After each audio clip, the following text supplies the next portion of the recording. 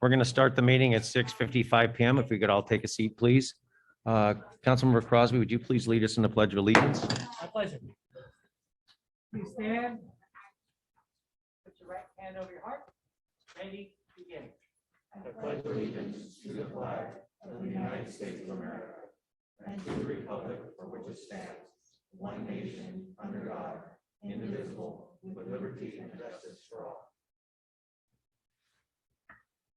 Roll call, Mr. Russi. Councilmember Lau. Present. Councilmember Crosby. Here. Councilmember Carter. Mayor Pro Tem Davis. Present. Mayor Hepburn. Here. Okay. Let's go to announcements and upcoming community events. We do have one speaker card for announcements. Mr. Carter, Robert Carter.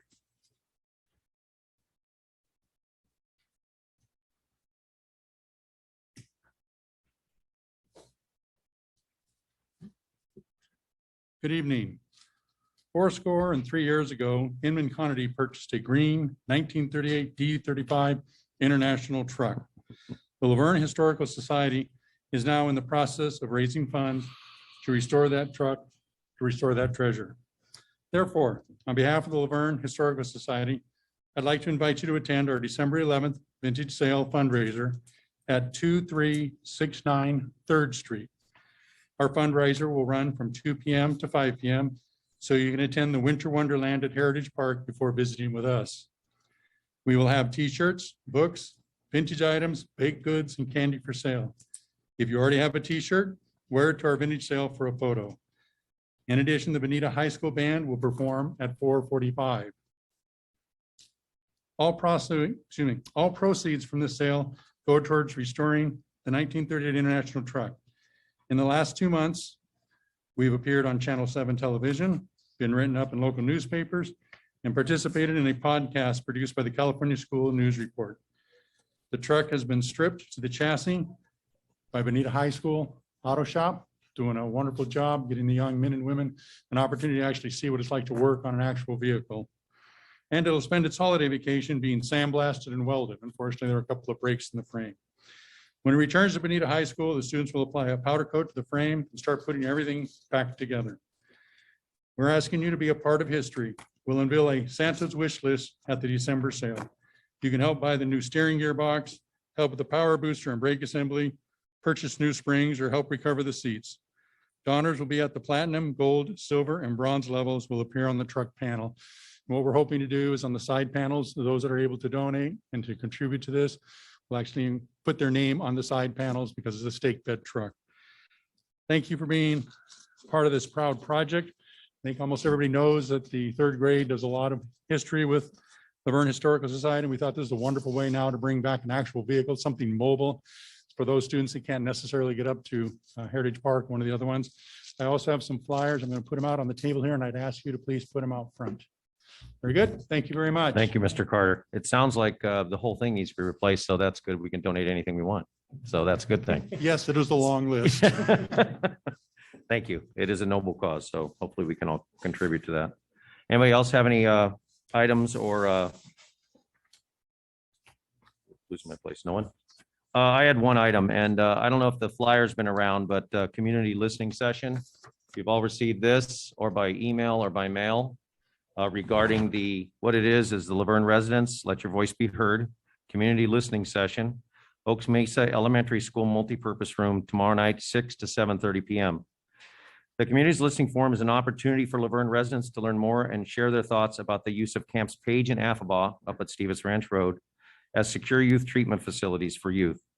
Representatives from the County of Los Angeles Probation Department, the Board of Supervisors, 5th District, the Probation Oversight Commission, and the Juvenile Justice Realignment Block Grant Subcommittee will describe the site selection process, discuss the potential use of the site, and listen to your questions and comments.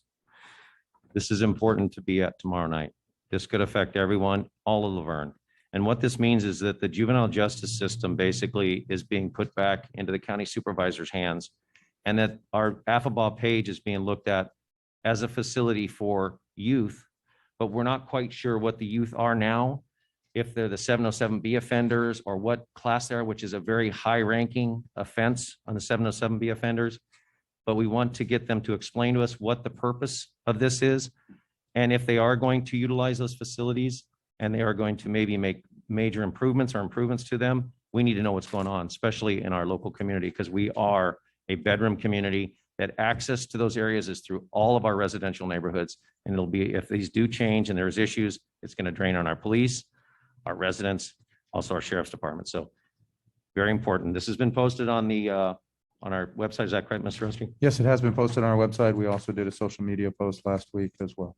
Tomorrow night. It's very important. Let know what the county wants to do.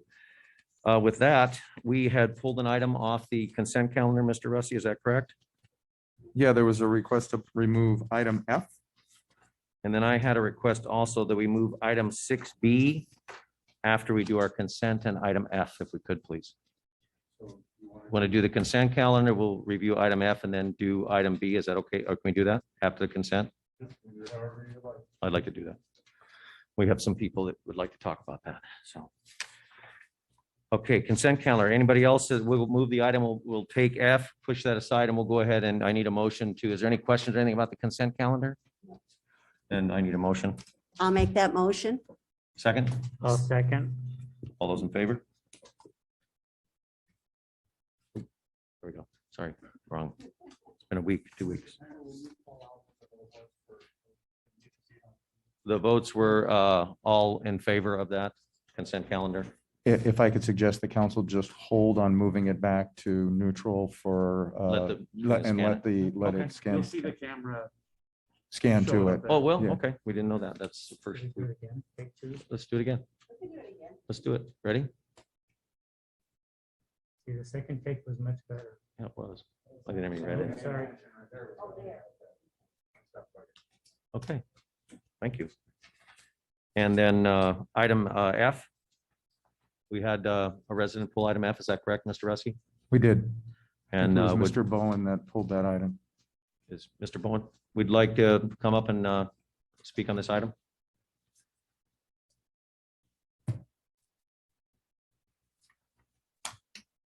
Good evening, Mr. apparently final elected mayor of the city of Laverne. This is a done deal. I watched it. I was out of town.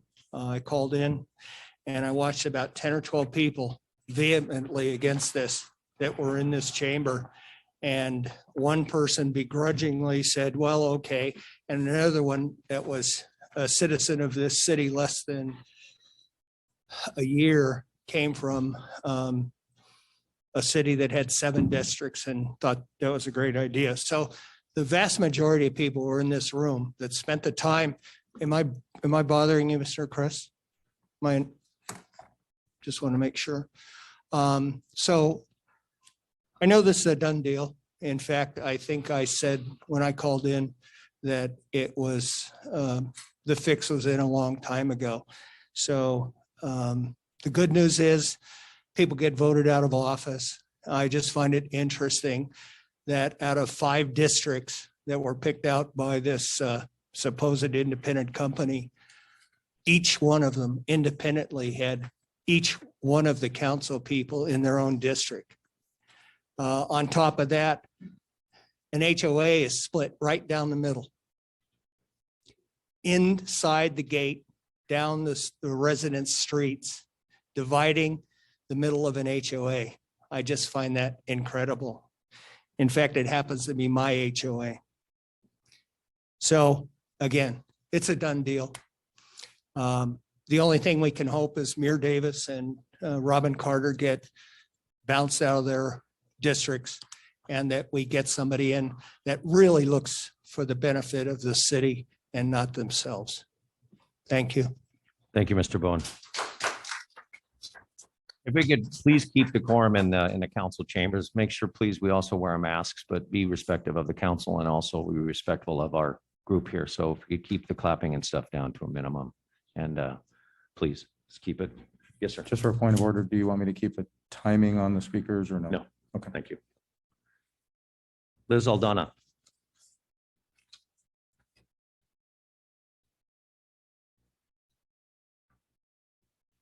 I wanted to let the council members and mayor know that I'm very upset regarding districting.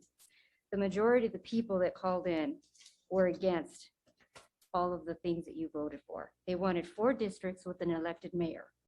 You went against the citizens of the city, went with your 5 districts and a rotating mayor. How is this juntos? Do any of you know what that means? Yes. It translates to together. I live on Amherst. This street was split in half, north and south. The people of Laverne need to wake up. We need to vote the members of city council out. No se dejen más. We need to run against them. We need to keep Laverne juntos.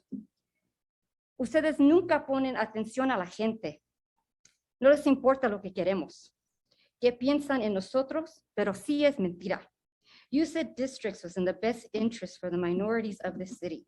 Well, I am Mexicana, and my experience with the city council has been awful. Instead of uniting everyone, you are dividing us and pitting us against each other with these districts. You have not listened to any of the requests, mainly from the people on the Amherst Street. No ponen atención. It is very disturbing. It's very upsetting that you have done this to us, and you have continued to do so. Everybody here, listen up. Everybody tuning in, listen up online. Juntos, we can fix this. We can vote these people out and run against them. We need to keep this city together and Laverne what it is. I moved here for that reason. And you're pitting me against my neighbors right across the street. Eso no se hace aquí. No los vamos a dejar. Eso no puede pasar in the city of Laverne. Gracias por su tiempo. Thank you, Liz. Anita, Bocamp.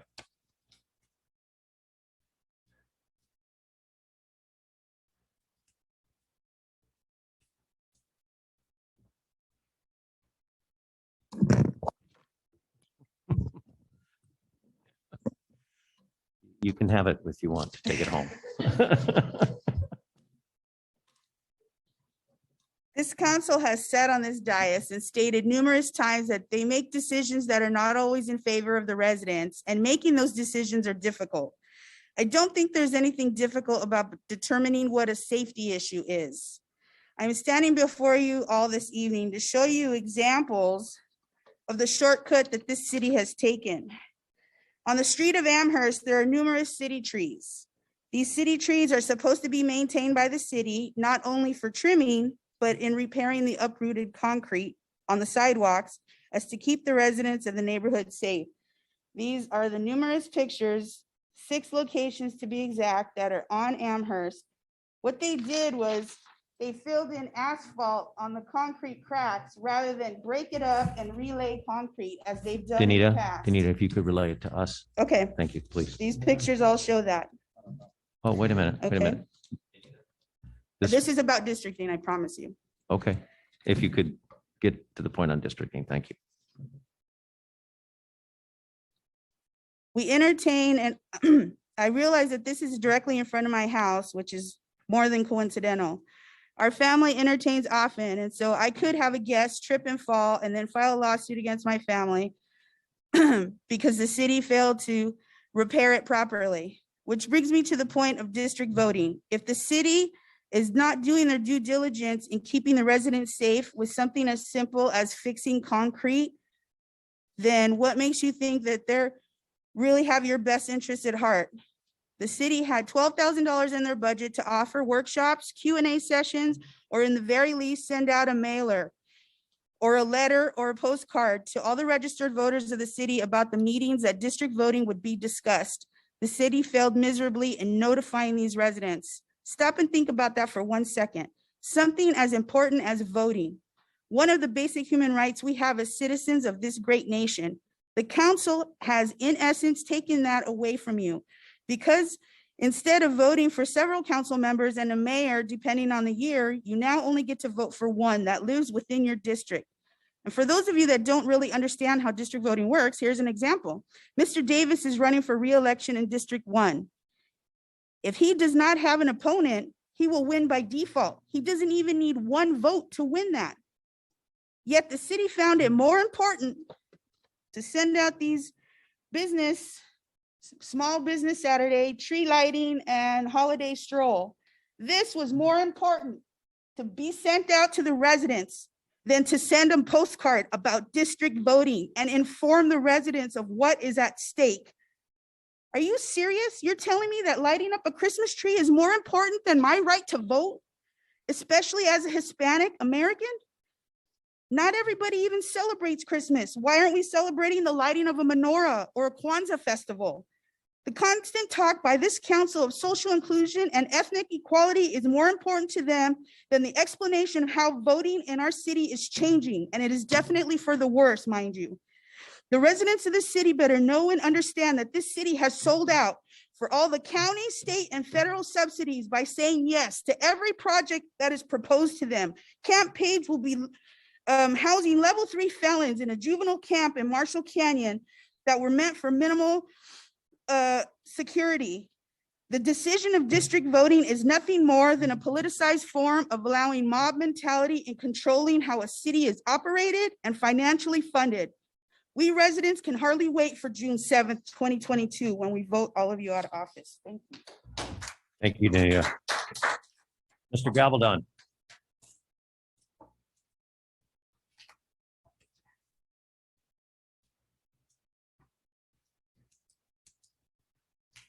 Good evening. I had quite a bit to read, but I don't know if I could follow what Danita said, because I think she speaks for a lot of us in the city that bother to show up and speak and share our opinions and try to stay constructive in our position on very important things.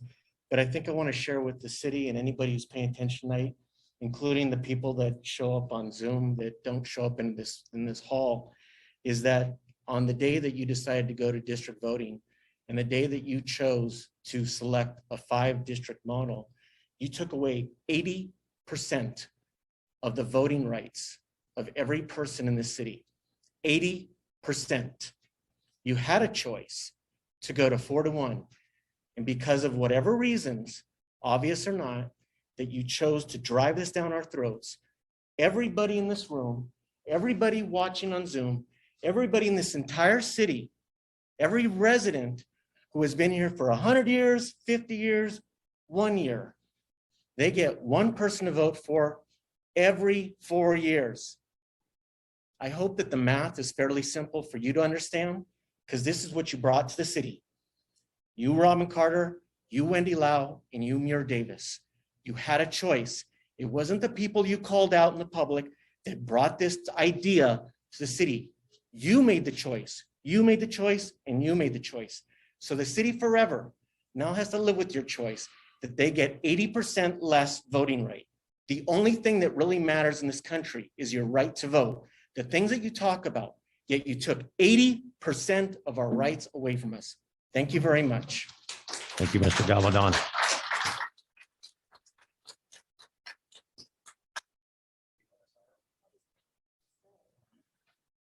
Anybody like to speak on this?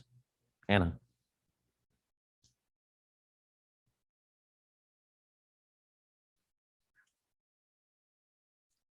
Anna Anderson, Salone Drive.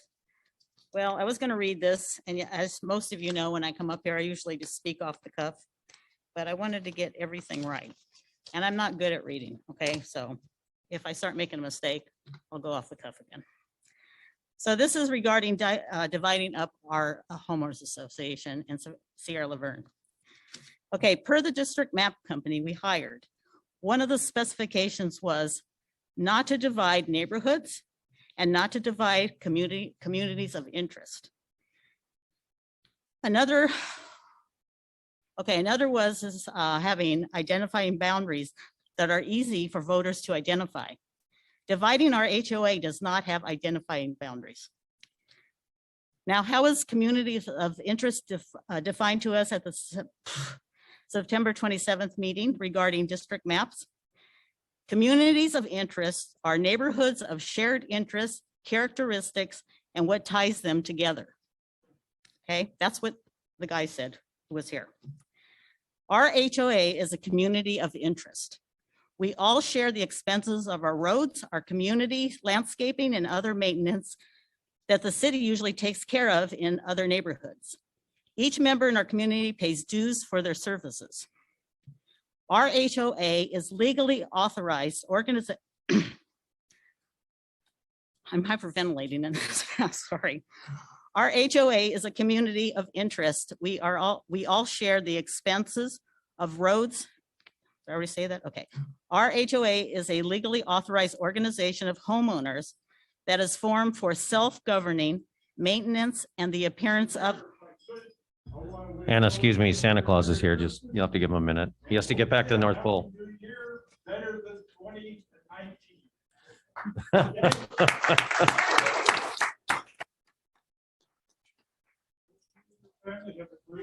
You too. Thank you, Santa. Tell Mrs. Claus we said hi, please. Go ahead. Go ahead, Anna. Okay, so our HOA is a legally authorized organization of homeowners that is formed for self-governing maintenance and the appearance of the neighborhood. Each owner is bound by the rules and regulations that enhances the neighborhood's appearance, property values, and harmony of living. Our HOA cannot be broken up into two different districts. We are a community of interest. And due to other circumstances, like living in an extremely high fire area with two main roads out of our community and an empty golf course behind some of our homes, we must be united into one district. We also have a specific plan adopted by the City Council, May 21, 1984, which shows its maps of our association as one unit. We all signed these agreements in escrow when we purchased our homes, and the city has not canceled these agreements or maps. The City of Laverne also approved the CC&Rs for our association in December of 1985, which are covenants, conditions, and restrictions for our neighborhood to follow, which we all agreed to when purchasing our homes as a neighborhood unit. These are all agreements between the City of Laverne and the members of our association as a whole. The city must maintain our association as a community of interest and not divide us into just two districts. The specific plan, the CC&Rs, and our agreement to abide by them is what ties us together as a community of interest. So we have to do something about that map. I don't care which district you put us in, but we have to be in the same district. We are a community of interest. The maps show that. We have agreements with the city on this, and we have private roads. We can't be divided. Sorry. So I don't know why it was divided. I don't know if there's not enough people in one district or another, but that's up to you guys to figure out and put our HOA back together as a community of interest. Thank you. Thank you, Anna. Lily. And while the next person's coming up, if there's anybody on Zoom that would like to speak, please raise your hand. Good evening, Honorable Elect Mayor and the City Council. My name is Lily Breno, a citizen of Laverne, live very close to White Avenue.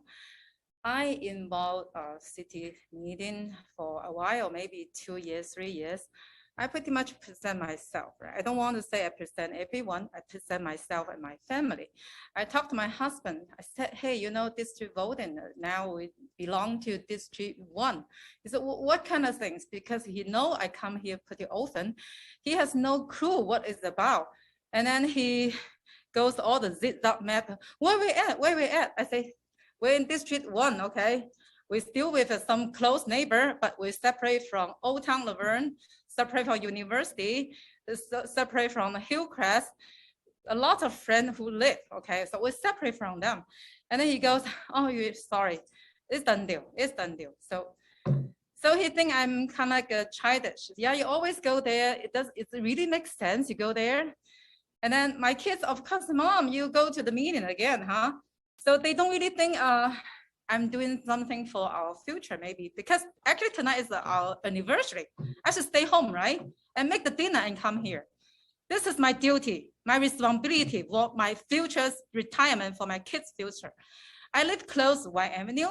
Do you know I'm not really there to open the garage, keep the garage wide open, door wide open like 10 years ago, because the homeless wander around, could see somebody. I could see something getting worse. And then I'm not really there to leave my car alone, just like double check, lock. When I was home alone, I'm not really there to open my door to anyone, even look like a UPS, somebody, Amazon, they just not really wear any uniform. Because I know it's no longer safe anymore. What is the best for the Laverne? My husband lived here more than 20 years. I live here more than 15 years. Safety, small town safety. So when you guys come to the tomorrow's meeting, I know big deal coming, safety. My husband just jumped out. What? You're gonna go tonight. So, okay, I come tonight. So I am not happy with district voting. I followed a long time. I don't know as an Asian, who is gonna present me because the voting right? I didn't really see this district voting will really good for any Hispanic in any of these 5 districts will be well presented after district voting. I didn't see any. I don't really think I'm in District 1 as an Asian who present me. I'm colorblind. I don't really care who my same race, when you lost same race, maybe I only vote for the people who present my same value. I never vote for anyone my same race. I'm colorblind. So, but this voting is a joke. So I come here tonight. I don't want to talk about this voting. I hope 1, 2, 3, 4, 5 here, elect official. Please remember, you guys, elect official, elect by us. You're not employee to follow the government. Tell me, no, it's a law, we're gonna follow. It's a done deal. We have to apply, update the junior vote to be a jail or something like that in the future. Don't even mention somebody escape. Just think about the people come to visit. Think about the zero bell, right? Release them. Where's the first stop? First stop, Laverne. Where they're gonna go? Go to White Avenue, go to Go Light, go to in front of my house. I asked my husband with this Christmas, no gift. Give me budget. We build a fence, okay? Do all the secret system. Think about it. Otherwise, move right now. My husband said, we're not able to move my kids, but they born here. They never think about it. They're just like a tree, okay? They will not move anywhere. So what are we gonna do? Fine. 1, 2, 3, 4, come tomorrow. If you think we elect with us, fight that for us. Present resident, we are not welcome any jail, whatever beautiful name, they are jail, okay? And then they're gonna release to our community. That will be the truth. Thank you. Thank you, Lily. Anyone else?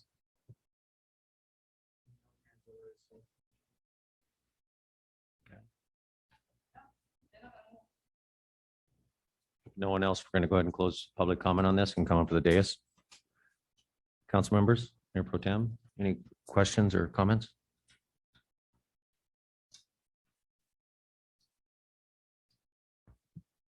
Sure. I do understand that many people have issues with districting as a total. I know that I voted for having 4 districts and having a at-large mayor, but that I also understand that was not what was voted for. So tonight's vote is not voting on either 4 or 5, it's moving to districts. And that's what I'll be voting on tonight. Thank you, Councilmember Crosby. Councilmember Carter, nothing? Councilmember Lau? Mayor Pro Tem Davis?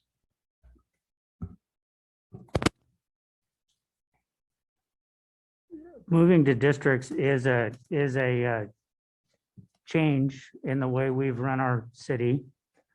I still do believe, though, that it is the best path forward for our city. If you want to hear my fuller remarks, listen to last November or the November 15 council meeting where I elaborated quite a bit. And if you want to look at additional information, there's commentary that goes all the way back to October of last year. So I think it's time to move forward and engage districts so that we can be in lockstep with the California Voter Rights Act. Thank you, Mayor Pro Tem Davis. A sip of water here quick.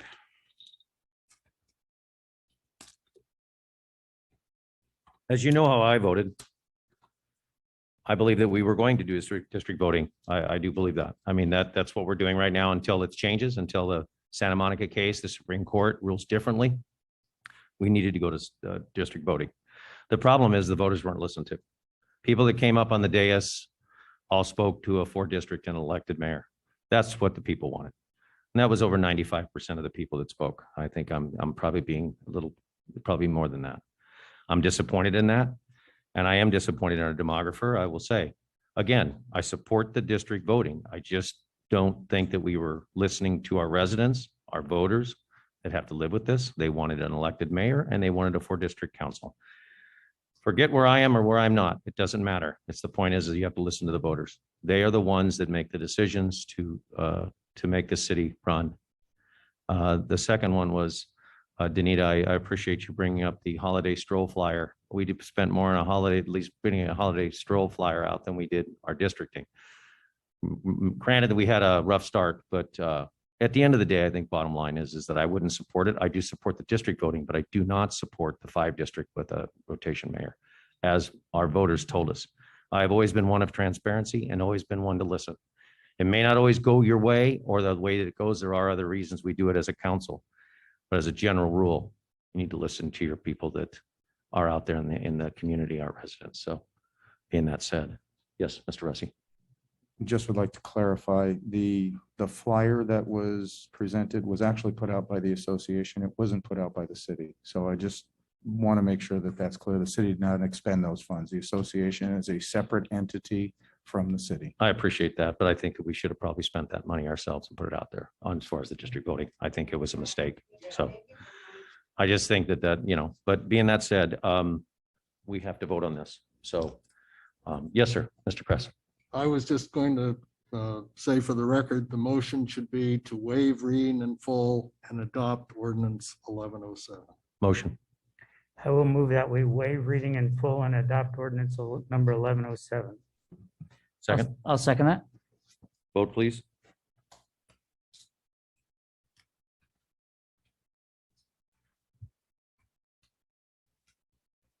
Good? Yeah. Thank you. I requested that item 6B be moved up, which is I requested and expressed concerns on the city's practice of providing gifts to the employees at the time of their retirement. I have a little note to read here.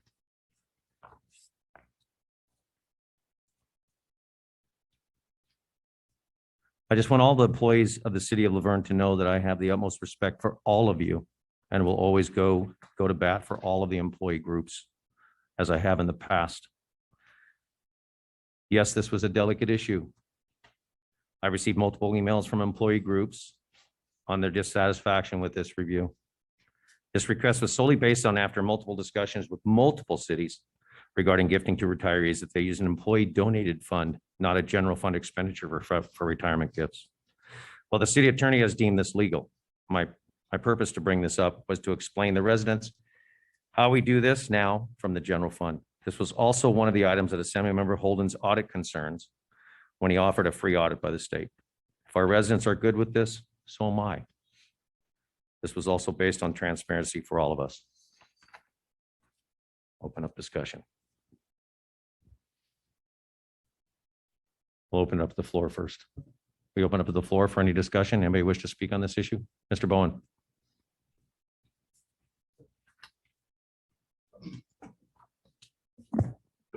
Mr. Elected Mayor, Council.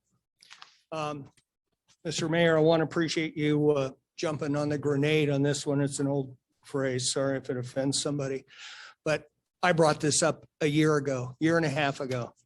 There was an illegal payment and it was paid internally. It was then hidden.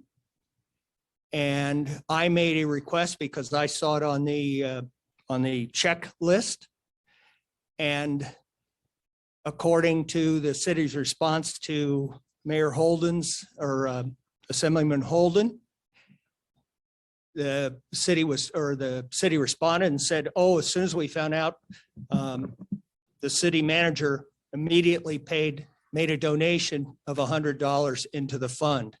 Well, that donation was 2 months later, And it was 4 hours after I made my CPRA request, trying to explain why this check was written.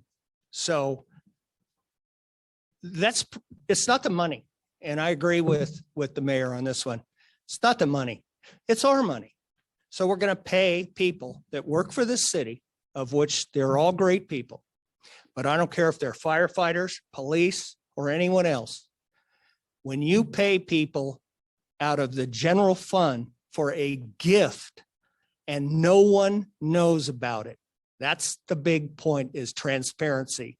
So, Mr. Mayor, this is not your concern. I brought this up, and I want to make sure I asked you a long time ago, if it ever came up again, to please make it transparent, put it so all the citizens are aware of it. Thank you for being transparent. Thank you for following up on a constituent's concern. So that, again, the big thing is, it was all hidden. It's never been voted on. It's not a council, it's not an ordinance. It's something Marty Lamelli decided in 1991. So you want to pay people? You want to give them gifts? Why don't the people donate? Why don't the people that they work with, which is what would happen in a private company, go around and say, hey, you want $20? Throw $20, throw 50. Instead, we gave 2 weeks in Hawaii that was owned by a previous city employee and was negotiated by a current city employee, Candace Bocock.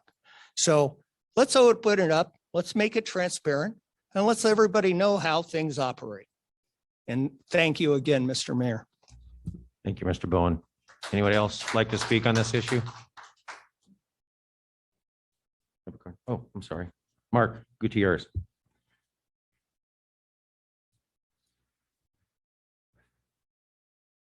Mr. Mayor, council, city staff, Mark Gutierrez from the Laverne Police Officers Association.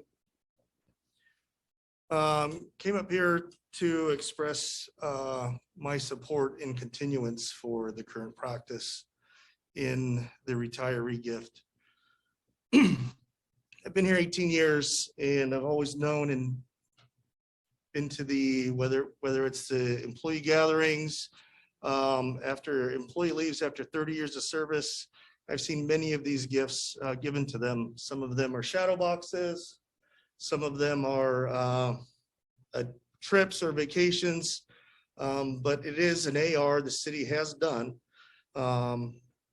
Depending you're here, but typically it's a long-term 25, 30-year employee. Although I appreciate the and understand the point of making it transparent, I don't disagree with that at all. I can't tell you how many times I've either arrested somebody or dealt with somebody in the field. They told me they pay my salary, right? So now I can tell them, well, you pay my retirement gift too, right? So, again, not to make light of the situation, it is a good thing and it is a gesture. Back to the transparent part of it, I get it. Let the people know that it goes towards this, but I'll tell you, I'm also a resident here, and I would gladly give anybody who gave 30 years of service to this city to keep it this way, whatever they need. So that $2,500 or whatever after 30 years, you can do the math or break it down, but I don't know, it's like $6 a month or something like that. Again, please reconsider that. Again, supporting this thing is huge, and it is a token of appreciation from the city. If it was my partners putting the money in there, I mean, that's great, but that's not the city telling me thank you. That's my partners. So that's all I have to say. Thank you. Thank you, Mark. Appreciate it. Anybody else wish to speak on this? Hannah.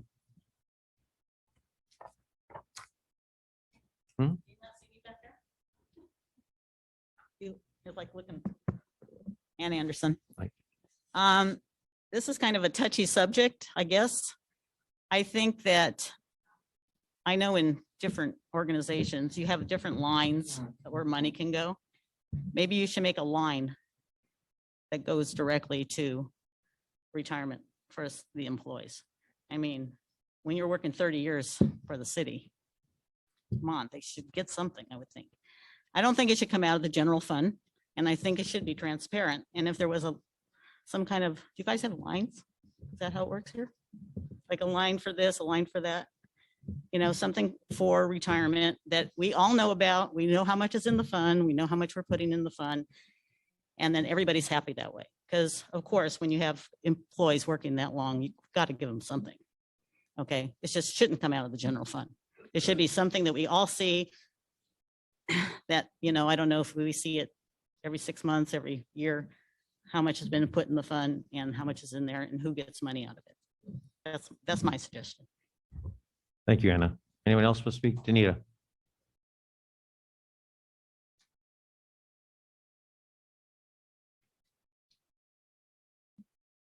As Mr. Bowen said, thank you, Mayor, for being transparent, and you always have been since day one.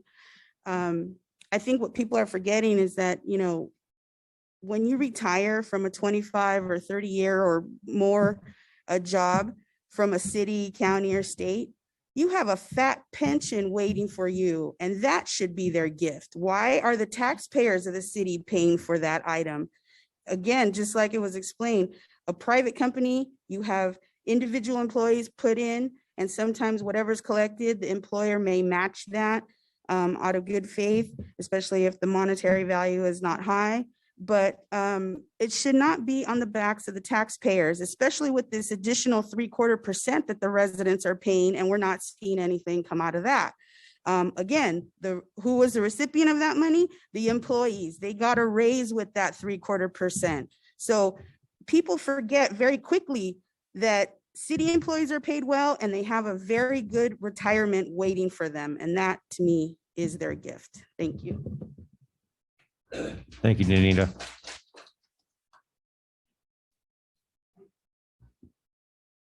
Mr. Gabaldon. Wasn't planning to speak on this one, and I almost felt like it was kind of a petty thing.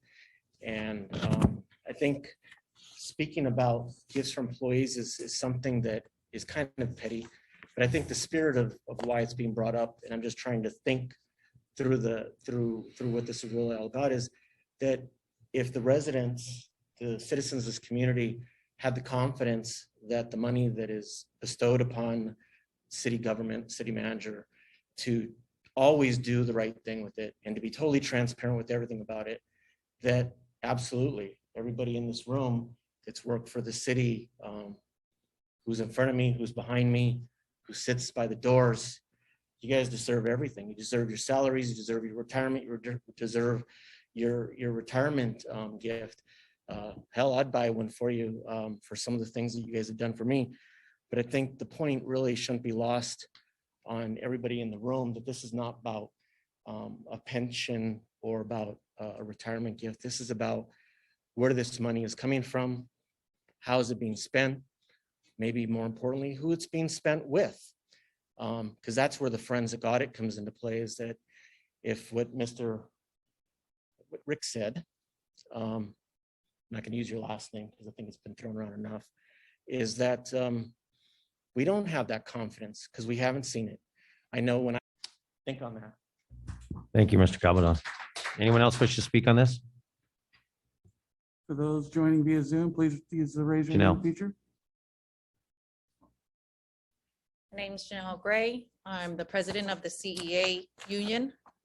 Our group represents mostly the guys that are out in the street working manual labor, providing you drinking water, cleaning your parks, keeping your streets pretty drivable. Some of us are at City Hall. We work a 36-hour work week. I emailed all you guys our concerns. A lot of residents don't know we only have a 36-hour work week, but I ask you, we don't have many people retiring from our group. This is a small token for those of them that do stick around this long. And I ask you to take that into consideration. We take a 10% pay cut. We have a huge turnover because the gentlemen need to provide for their family. They save the city 10%. I'm a resident. I appreciate all of our employees. I appreciate penny-wise that I see how we don't spend the extra. A lot of residents may not see that. I live it. But I ask you to consider There's a lot of good employees who stick around to do a lot of good for your city. Keep it nice, and this is just a small token to those employees. Thank you. Anyone else wish to speak? Mr. Bocock?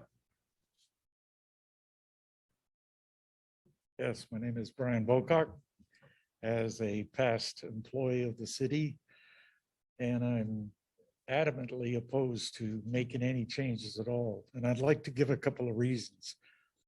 When I retired, which has been 21 years this year, it's been 21 years since I left. And in that 21 years, because of my appreciation for this city, I will do anything and everything that I can for the city. All I need to do is be asked. I've been on the 4th of July committee. Now it'll be coming up this next July will be 42 years on that committee.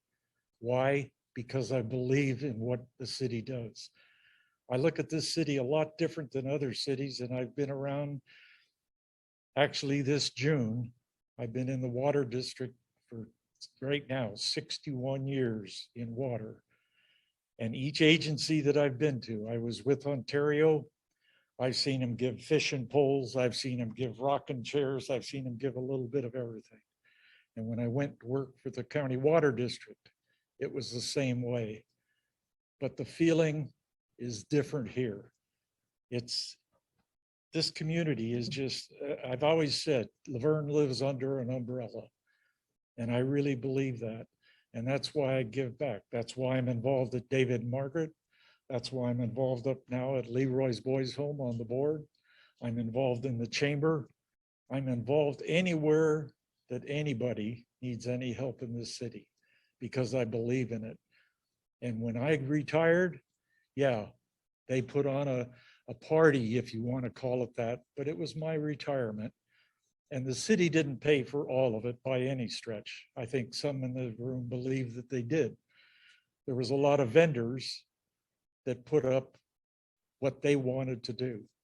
And I think to this day, I probably still had the biggest retirement ever. We had it at San Dimas because at the time there was no one else, no other place that could hold that many. And I ended up with 350 people there.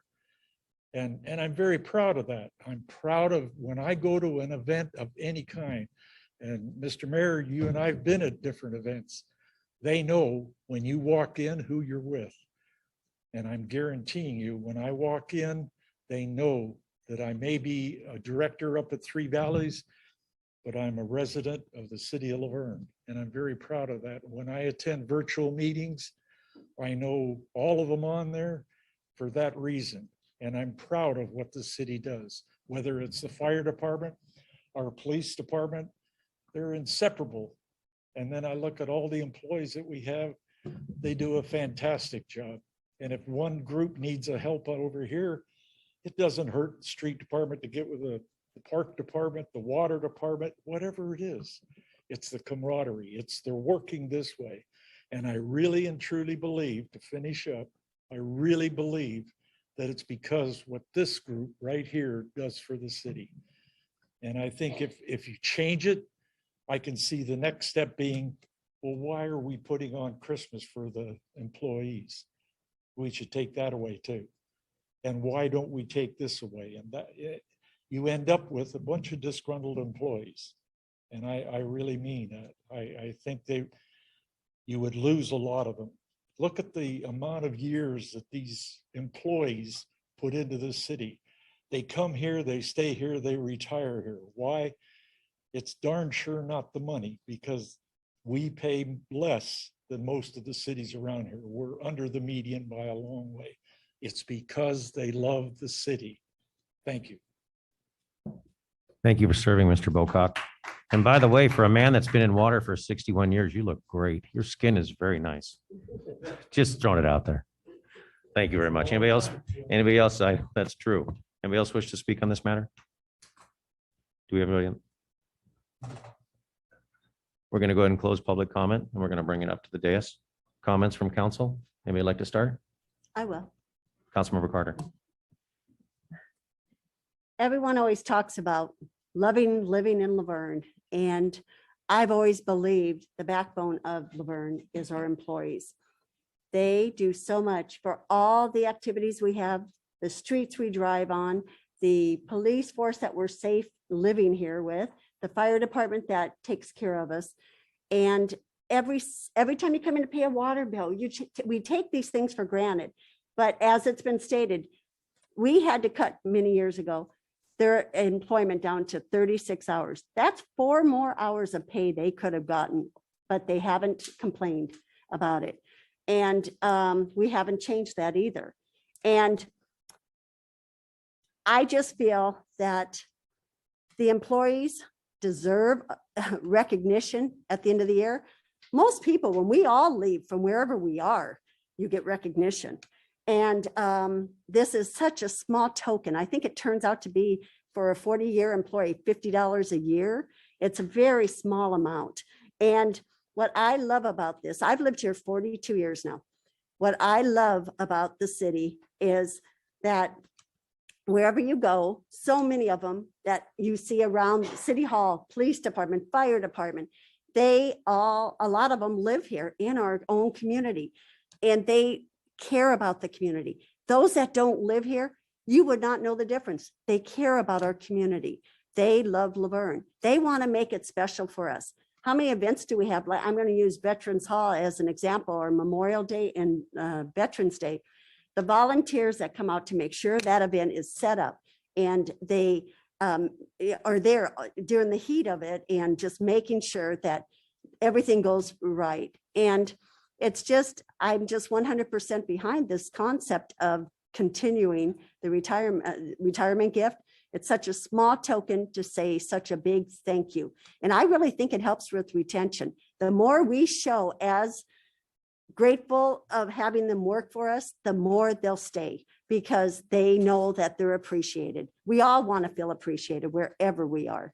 And so I'm very much in support of keeping this going. Councilmember Crosby. Thank you. Councilmember Clark. So when this item first came up, or questions being asked about it, really look back and being in human resource and looking at how do we retain employees, especially nowadays when there's so much turnover and so much change, and also trying to hire anybody right now is everybody in every street and every shop has a for hire sign. Any way we can keep employees and celebrate those employees. When someone retires and has an event, it just shows all those other employees, this is what happens when you stay faithful and long. The answer of when we had to reduce, we did. But we still need to celebrate who they are. And so I will be voting yes to make sure and maintaining and retaining this so we can retain our employees as well. Thank you, Mr. Crosby. Councilmember Lau. On the heels of what Council Member Crosby has stated, I think it's important to note that it's not just comp that keeps a person in a job. And to be quite honest and quite frank, you've heard from people, you've heard, if you've been at council meetings, the fact that our employees do work on a reduced work week. And we are not at where we would like to be for comp. And quite frankly, the reason that we had Measure LV and everything else is because that's one way to try to bridge that gap, but that gap is still there.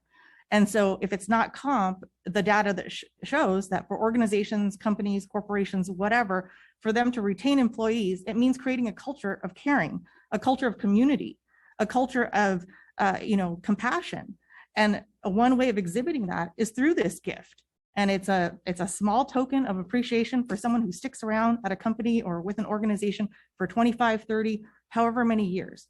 These people work tirelessly behind the scenes. And, I'll be honest, before I was on Planning Commission, before I became much more involved with the city, I didn't know how much work our staff, our police, our fire, all of our departments, public works, how hard they work, not just during their working hours, but above and beyond.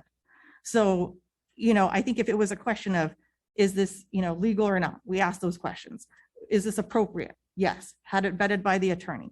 what does it come out to? And you've heard the math, depending on length of years of service, you're looking like $50 a year to say thank you to these people who make the city what it is.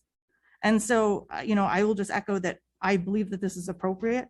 I think that if it means being more transparent so people understand that, that's fine.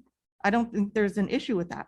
If you want to know what's happening with that, this is a great way to start that conversation. But I don't want to remove the opportunity for these people who have worked long and hard for us not to be rewarded for their years of service. Think about your own jobs, your own careers, and how you feel when you had an employer that appreciated who you are, appreciated what you do, versus if you worked in an environment that was not that way. So again, I will be voting in favor of keeping the gift policy. Thank you, Councilmember Lau. Mayor Pro Tem Davis.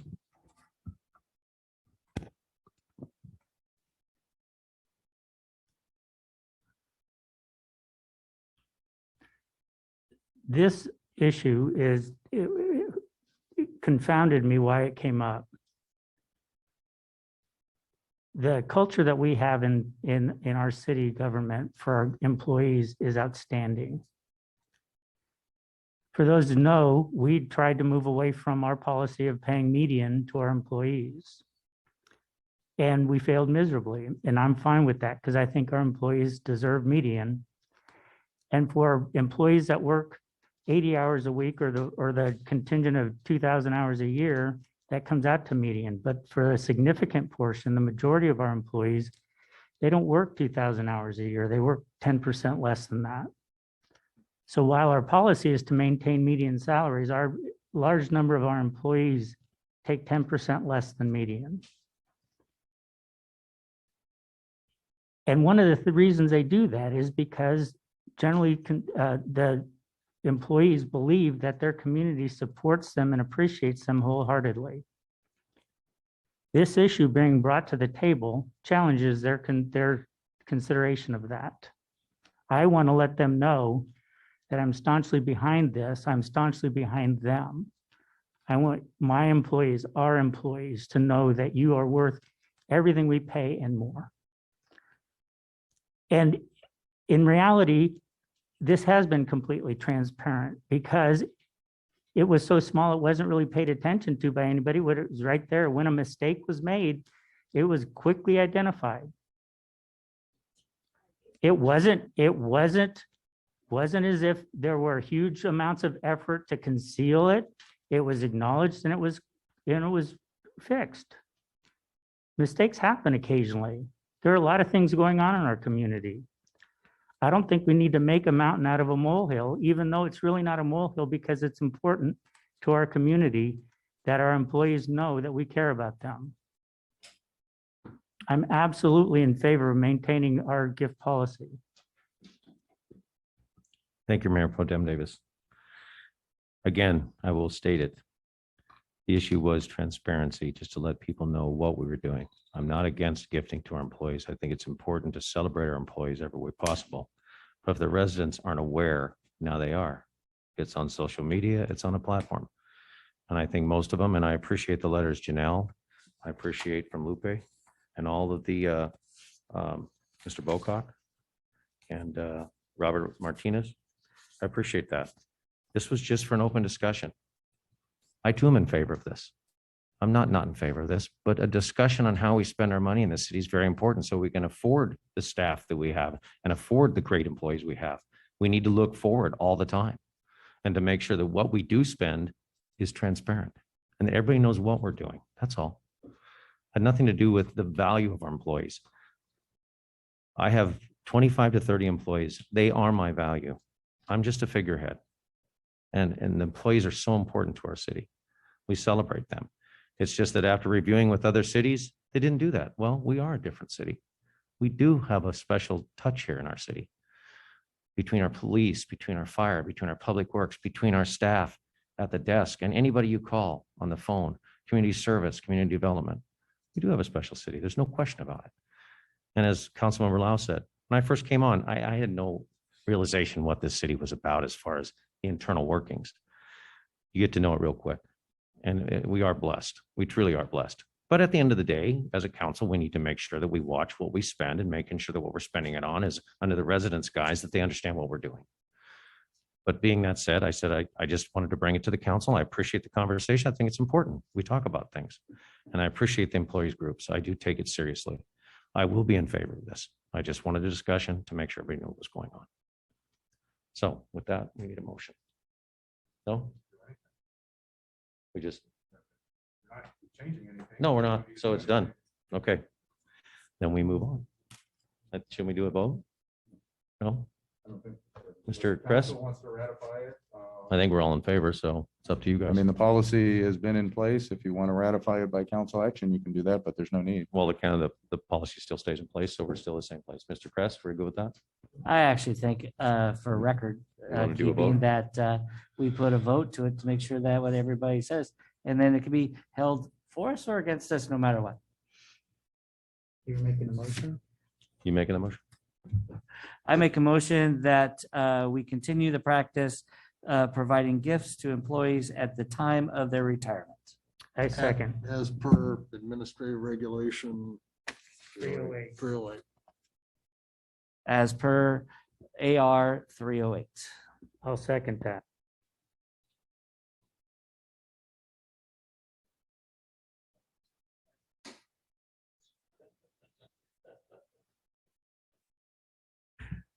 Okay, thank you very much, everyone. We move now to item number 6A, active transportation.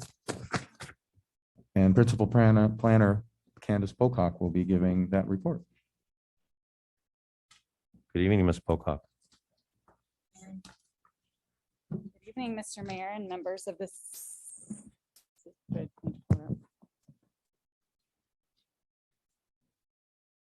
Okay. And members of the city council, good evening. Is it working? It is? Okay, I can't hear it. So in front of you tonight is the active transportation plan that was prepared by Kittleson, an outside consultant hired by the city with the help from city staff and most of all, members of the public. Active transportation refers to any form of human-powered transportation, including walking, cycling, using a wheelchair, inline skating, or skateboarding. There are many ways to engage in active transportation, whether it's walking to the bus stop or bicycling to school or work. In 2016, the city hosted an active transportation workshop. It was attended by about 50 people. At this workshop, members of the public were given the chance to give feedback on different kinds of amenities, programs, and facilities that they would like to see throughout the community. The outcome from this exercise can be reviewed in attachment C to this report. Soon after the workshop, the Development and Review Committee, Planning Commission, and the City Council all reviewed the results and suggestions that were provided and provided supportive feedback to move forward with the development of this plan. The City Council serves as a key role in receiving public input on the subject and in helping to shape city policies on active transportation. These policies will be important components of the city's long-range planning efforts. In June of 2019, the City Council formed an active transportation committee to ensure roadways enable safe, attractive, comfortable, and independent access and travel for all active transportation uses and motorists. At this time, staff also began to include members of the committee in the development of this active transportation plan. On February 2020, staff presented the draft active transportation plan to the Active Transportation Committee. The committee reviewed the plan and staff received some feedback from one member that was incorporated into the draft plan that is now before you today as attachment D. The active transportation plan includes a complete bicycle master plan combined with targeted pedestrian and safe routes to schools planning efforts. This plan will be a map for developing pedestrian and bicycle infrastructure throughout the city, with an emphasis on promoting walking and bicycling as viable transportation options and fostering a practical, safe, and enjoyable environment for these activities. The plan strives to improve facilities such as sidewalks and bike lanes, enhance access to and experiences of active transportation, and provide more opportunities for local recreational movement, inclusive of any age or ability, Whether rolling home from school or walking to downtown Laverne, active transportation makes up a portion of everyone's travels. An action plan is included within the goals and actions, improvement projects, and programs intended to encourage active transportation throughout the city. The plan hopes to achieve these goals by fully understanding the current conditions that are in the city today. It describes existing bicycle and pedestrian facilities, the current regulatory framework, and travel trends that inform the city's goals and actions around walking and biking. It also includes includes a review of the existing active transportation conditions in Laverne, including existing facilities, volume of bicyclists and pedestrian activity, commute patterns, bicycle level of stress, and active transportation related crash history. It also includes an analysis of destinations for people walking, biking, and riding to and from school, parks, trails, commercial and employment centers, and the needs discussed in the plan include the recommended walking and biking improvements. The draft plan provides an implementation plan for understanding the recommended bicycle and pedestrian projects.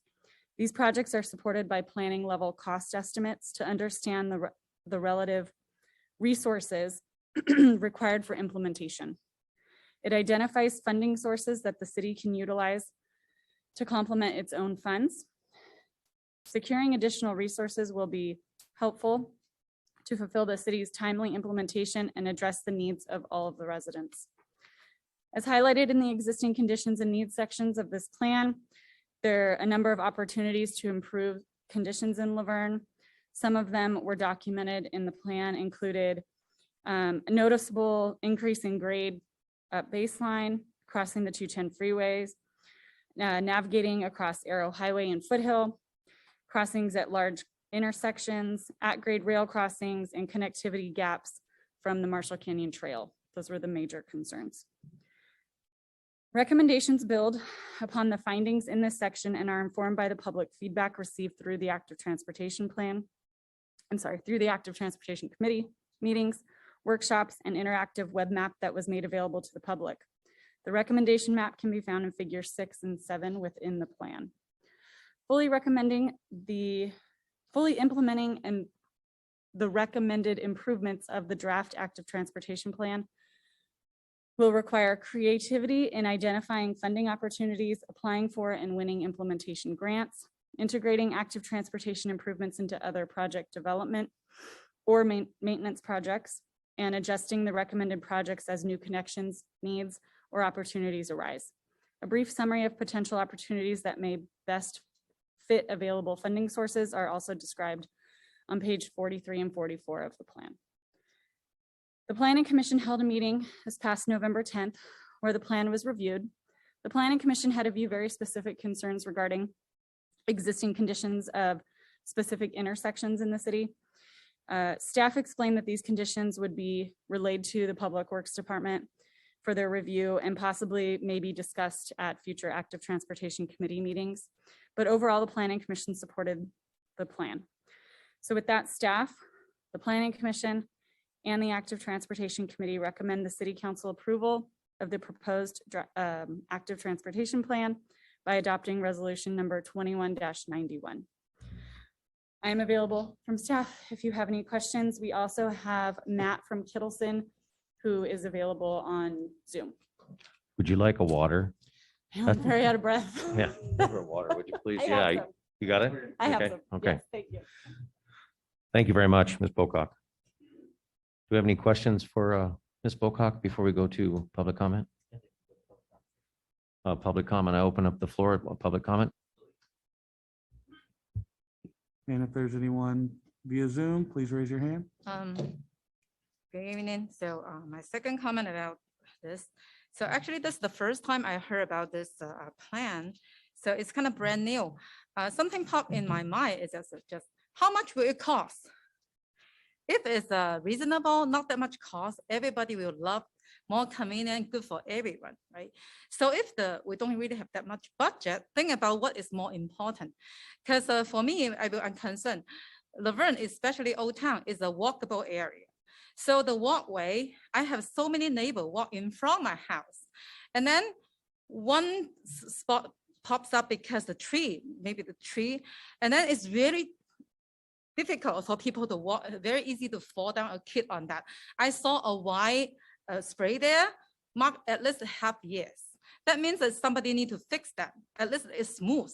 People walk the senior, it's very easy to kid and fall, but it happened more than half years, still there. I will show picture later if need, okay? So that's what I mean, it's something basic, essential, always has to be priority. And then second, talk about something like a bike lane. I have very big concern. I don't know why the green bike lane almost in the center, okay? I have two sons. They ride bike in that area all the time. I never ever let them ride in the white lane because it pretty much close the car. It's kind of rare. Go inside green. You guys go to even just the intersection D Street and Bonita, you could see how rare is that. I don't know how, I mean, maybe for the professional biker, the people who come here professional ride in the weekend, they know how to control. They ride like very good. I'm just driving, I still very careful. But for the young kids, my kids, they ride there, it's awful. It's very dangerous, okay? So I never ever let them ride in that. So that's something design problem. Maybe because it's not wide enough. So it comes to why I concern this problem, because 2.5 years ago, I think it's more than that. We fight for no widen White Avenue because at that time, the White Avenue had to widen because you need a spot for the bike lane, but no more walkway and then go to the fence to the house. So that's why we're hundreds of residents live in that area, come here again, and go to goal line, and then fight for that, and then finally end up goal line is not going in the White Avenue. I think a lot of people hate me because we keep it small, keep it narrow. I think that's what we mean to do because we don't want all the traffic from other city go through White Avenue, go to the station, go to the here, and then it's really bother all the residents live there. So it's no bike lane there right now because it's impossible. Because the basic essential should be the walker. Let the walker get through that range, go to 10 freeway or go to the 210. One people is my husband. They are the people that need to go stuck in the traffic and go to the freeway. So it's no way to for any spot, no spot, even 2 lanes impossible because only 1 lane, right? So that means something's impossible. How much will it cost? So for me, I'm most concerned is as a taxpayer, maybe I live in Laverne forever, come back every single month to bug you guys. That's my biggest concern. Taxpayer, the money, the budget, the most important. I hope in the future, if it become a plan, transparency, everybody need to know that. Okay, thank you. Thank you, Lily. Anyone else wish to speak on this? Anna.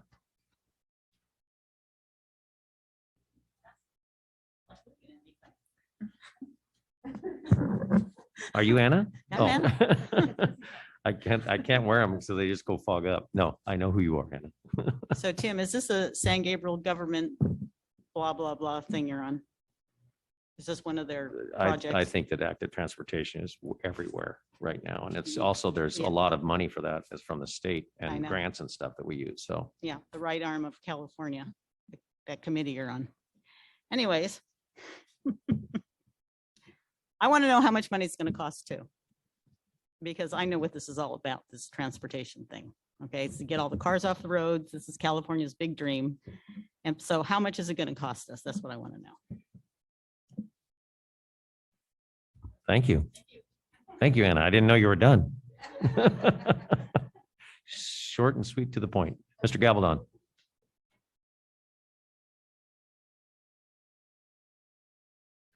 You know, it's really hard to come up here with constructive comment on things that we really don't have a lot of time to see in advance. And I admit that it's probably out there and I just got to go look for it.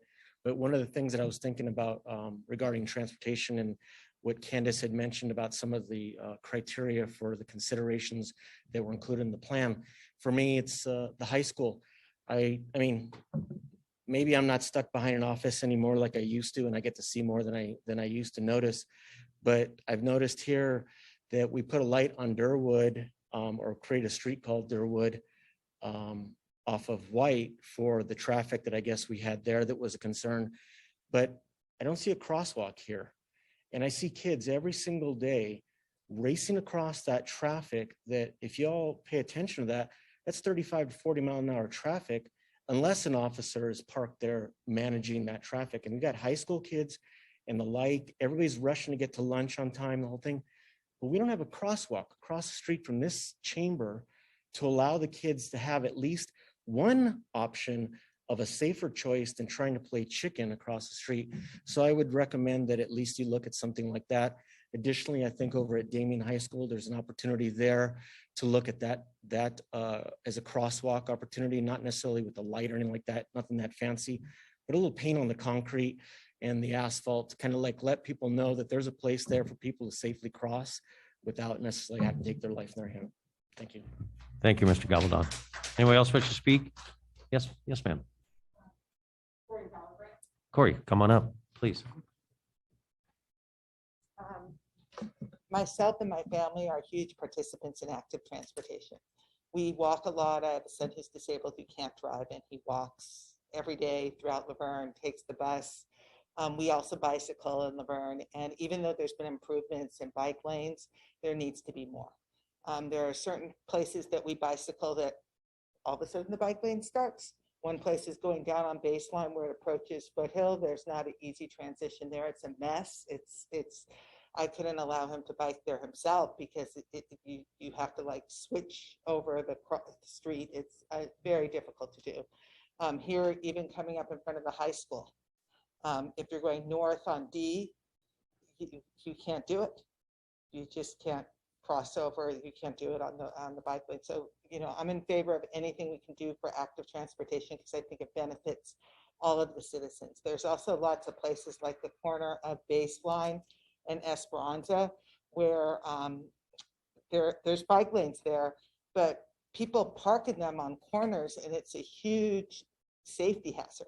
There's going to be a big accident at the corner of where a person will get hit, an individual walking, an active transportation person participating in active transportation. When you're crossing Baseline north at Esperanza, there's really bad visibility because people park on that corner, and all that has to be done is part of the curbs painted red, so people don't park right there because you can't see through that light, etc. So I'm in favor, and I just wanted to let people know of increased active transportation considerations. Thank you very much. Mr. Johnson.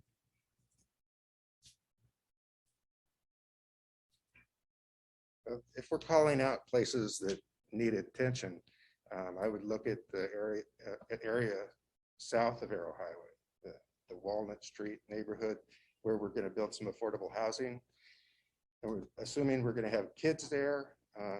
Their elementary school is Grace Miller. The closest route most of those families would walk would be A Street. And I don't think A Street's getting a traffic signal or a crosswalk. There is a crosswalk at B Street crossing 6 lanes at Arrow Highway. I mean, that's crazy. So if you're looking at providing some safety, especially for young children, look at putting in a stoplight at Arrow Highway, crosswalks. Thank you, Mr. Johnson. Anyone else wish to speak on this issue? Yes, please, come on up. Good evening.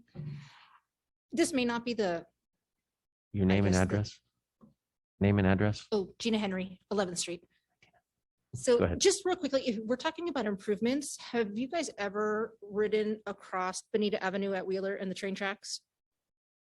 If you're riding your bike across there, that is the worst set of train tracks in this city.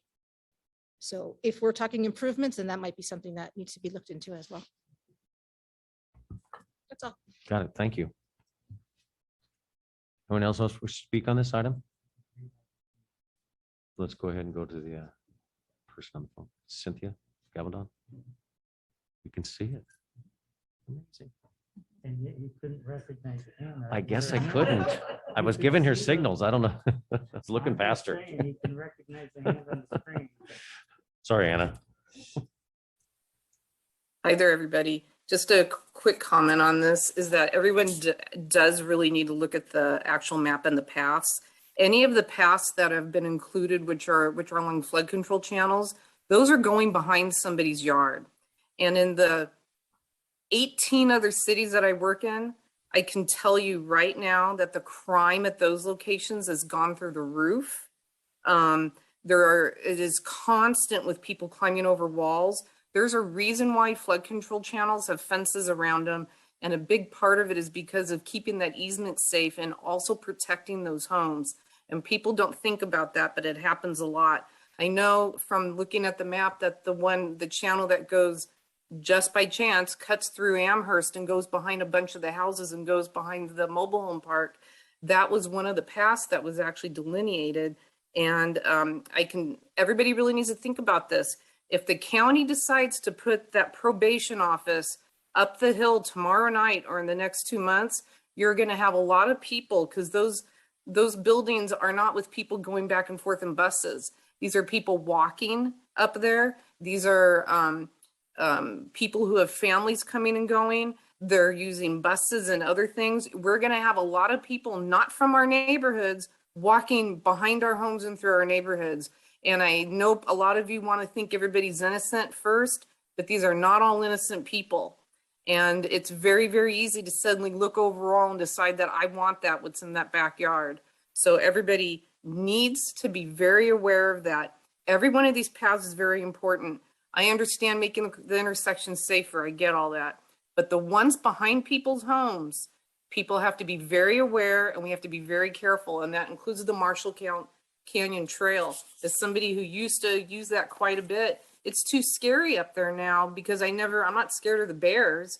I'm scared of somebody jumping out of the bushes at me, because there are a number of homeless people here in town that are hiding. And everybody's got to be very, very aware of that. And if you live near a channel, you better look at this map. Thank you. Thank you, Cynthia.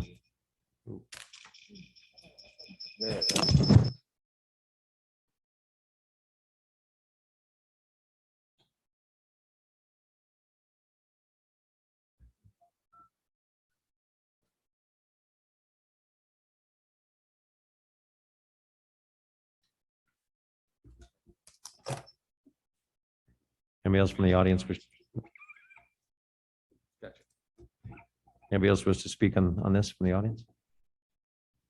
We're going to go ahead and close public comment, bring it up to the dais. And let me Council? just ask a question of staff. The one question about how much this will cost, I don't know that we've identified a cost, just projects at this point. Is that correct?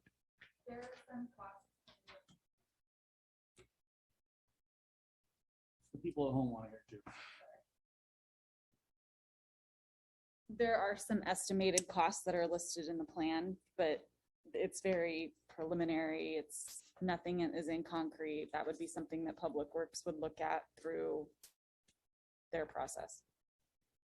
So it really hasn't been identified to that specific as much as just a much broader based on today's numbers too as well, because this doesn't set a date when these things will occur. Just these are some of the projects that should be taken on as opportunities. This present. is our long-term plan, Yes. active transportation plan, so that we have a guide for us to move forward with. So as we get funds and grants, which we have in the past. And as projects are coming online, that we would take advantage of looking at this document to make sure that these areas are being addressed in these specifics. And the other thing I'll say before comments, there were some specific areas identified. I know Sean is in the room, so we will take a look and see if any of these warrant immediate regardless of the active transportation plan. Otherwise, if they're appropriate, then they'll go back through ATC for consideration. Well, plus if we have some areas that have issues that have been Well, that's what I mean. sprayed, If it's immediate, need we grind won't. down and stuff like that, we need to address those because that is dangerous. Yes. And we would have to approve, just like we have to approve all expenditures prior. This is just the plan to do it. Then if there's a project happening, then we would have to approve that project. Part of our yearly projects that we approve of, correct? Yes. Councilmember Carter? Yes, so this is just like our CIP a booklet. It's a guide to what we'd like to have done. This is our wish list for active transportation, correct? Well, I'd say the CIP is actually identifying projects and Yes, you're specifically. approving them to be done. Mhm. So it's just, that's kind of the, how do we fund what's going to happen in 5 years? This is a little bit longer More- term than that. Okay, yes, okay. No, I'm very happy with the report as far as detail, and I'm glad the planning department approved it. And my only concern was, and I brought it up many years ago, is did we ever, we were going to have the active transportation, you're part of it, Tim, correct? Talking to Caltrans to try to get from Baseline to Claremont, that gap with nothing in there. Did we ever get to do anything with Caltrans with that? Do you know? I know they don't move too quickly, but and we guess I'm- talked about, because all of a sudden there's no bike lanes in that area Yeah, between. oh, you mean not necessarily Caltrans, but the county? Because Yeah. there's the But city. Caltrans, they The take county care of that section where area. it just kind of It's actually the county disappears. section. And then Yes, you pick it uh-huh. up again and they have a Right, marker for around the Claremont curve and then, yeah, of a baseline. and lighting. and So- things like that. Lighting too. Yes, we passed that on to Good. Supervisor Barger staff as well as contacted Public Works from an internal standpoint Mhm. and let them know that there were those concerns raised and that it was something that there were some county residents that had expressed interest in that. Good, good. Okay, no, otherwise I'm very pleased with this report. Very detailed. Thank you, Councilmember Crosby.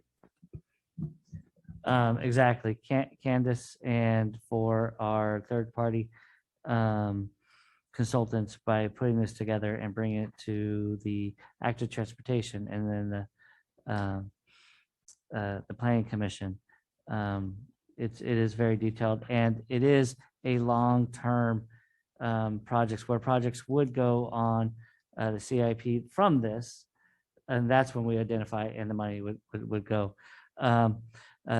For highlight reading is page 81, the recommendations, and page 77 for their goals and actions. So it is a very detailed thing. It is a very dense report, but just for the public, if you want to do the this highlight part, I would go back to and flip to 77 again, goals and actions, and 81 for the recommendations to go through that as well. So thank you for putting this together. I just wanted to say thank you to staff for putting this together. It is a very thorough plan. I think the piece that I just want to highlight is that I appreciate trying to coordinate with projects that we know are coming down the pike and identifying ways in which we can seek funding from other sources, because I think that is crucial as we continue to look at the fiscal part of all of this. So as you come back to us with additional information, I'd like that to continue to be a component of the information that is shared. Mayor Pro Tem Davis. Thank you, Mayor. You and I are both on the Active Transportation Committee, so you'll know this with a resounding depthness that I thank Candace and staff for accommodating the active transportation interest and engaging in this process. This is a 20-year plan, so this goes along with our general plan. So this is a sister document to that. So it is not committing dollars, but it's painting the picture about what we want to do, where we want to go, how we intend to try to fill gaps.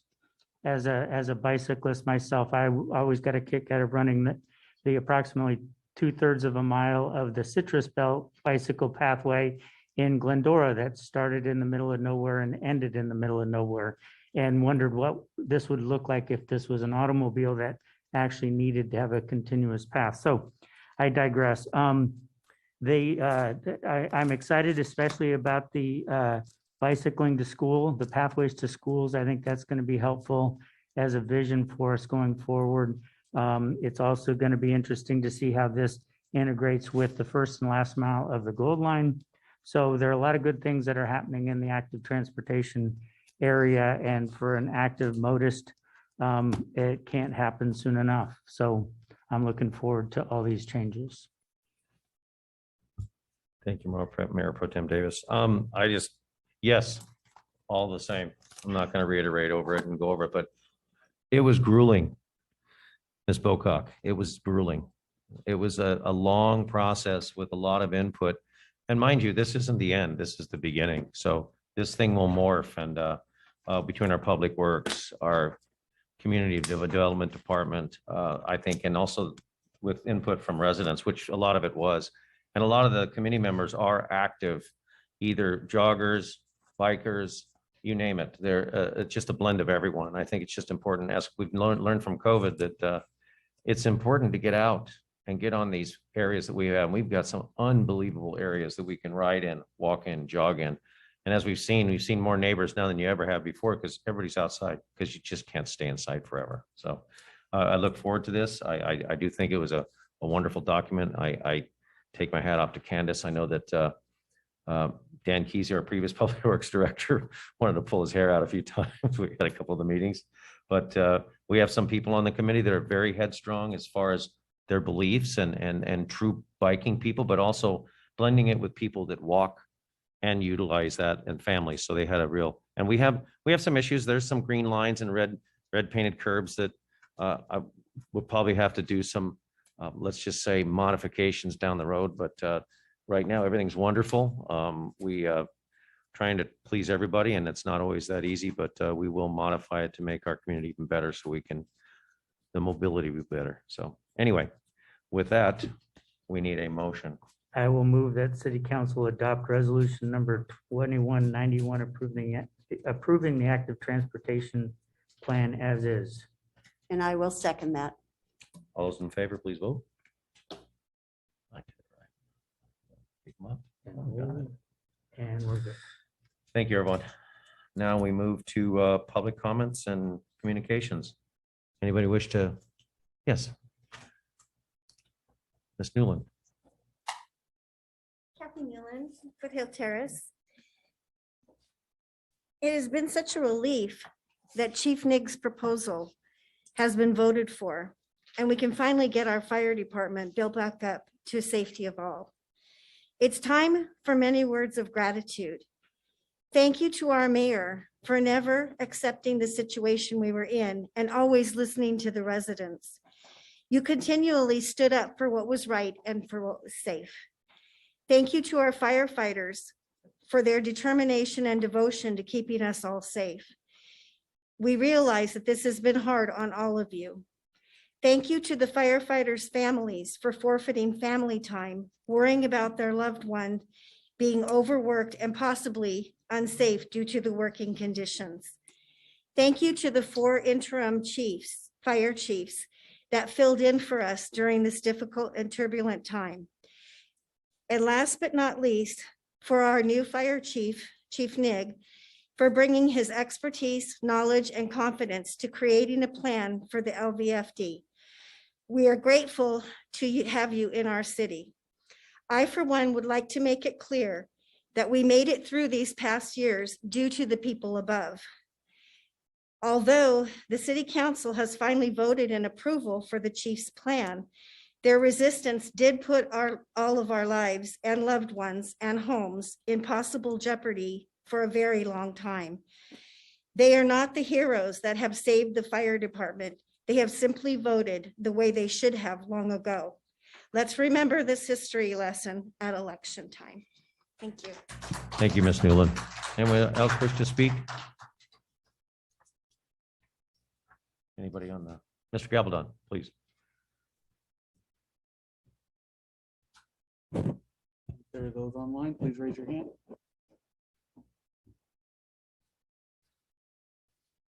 I just wanted to echo the appreciation for the city staff. I know that sometimes I'm a little tough on everybody with some of my comments, but I want you all to know that it's not personal, and that at the end of the day, I know that every time I walk into the city hall or I go to the police department or the fire department, and quite frankly, I don't go into those places very often, but I see you out in the city and I appreciate you.